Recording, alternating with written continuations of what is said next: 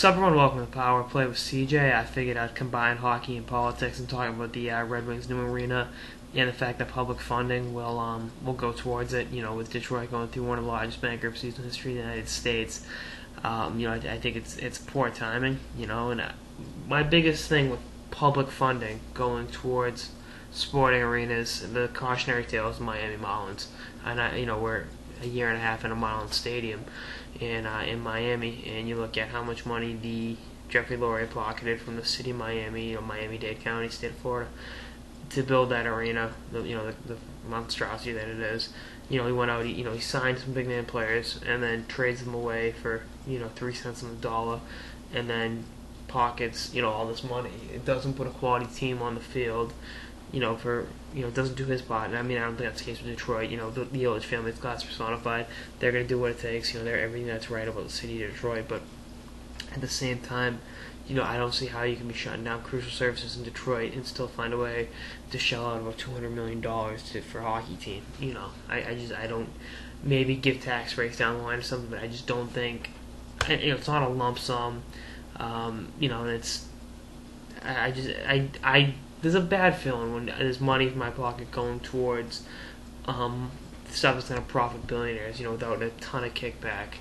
Like I said, it'll create jobs. There's going to be 5,500 construction jobs on this side. I think at least half the employees, half of the construction workers have to be from Detroit. And then there'll be like 400 permanent jobs with the new arena, obviously replacing Joe Louis Arena. So, there's that, but at the same time, it's just the timing. Had they kind of announced it a week or two ago, alright, it's not that big a deal, and then Detroit goes back, before the bankruptcy announcement. I don't see how, like I said, you can do that and save face. I just think everyone looks poorly here. And, maybe the outcome is positive, when it opens 2017 with, economic growth, Detroit getting back on its feet. It's truly an American city, and you look at, so goes Ford, so goes America, the old saying goes. And, obviously gone through some tremendous tough times the last 5-6 years, and, they battled it out, and, Detroit stayed tough, but, and I think they'll come through this, but I just think that, like I said, it's timing. Timing is everything, and I don't like that this is going on. Like I said, I don't, especially now with sporting events, for a family to afford to go to a ball game is, $100-$200 at the end of the day. It shouldn't be like that, especially, like I said, when your tax dollars are going to fund those arenas. And maybe it's just, biased fan talking there, but at the same time, it's not right. And, hopefully, like, my whole thing is I'm rooting for Detroit as a city.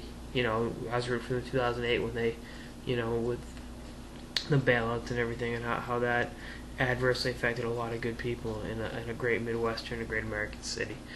And the Red Wings, won the Stanley Cup that year, went to the finals the next year, and they kind of galvanized the city when when the chips were down, and they had a little revival there, but it's a marathon, not a sprint when you're talking about economics and macroeconomics especially.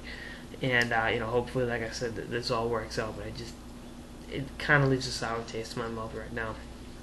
Anyway, that's on this episode of Power Play with CJ on the public funding going towards the new Detroit Red Wings arena. Stay tuned for episodes throughout the offseason and beyond. Later, guys.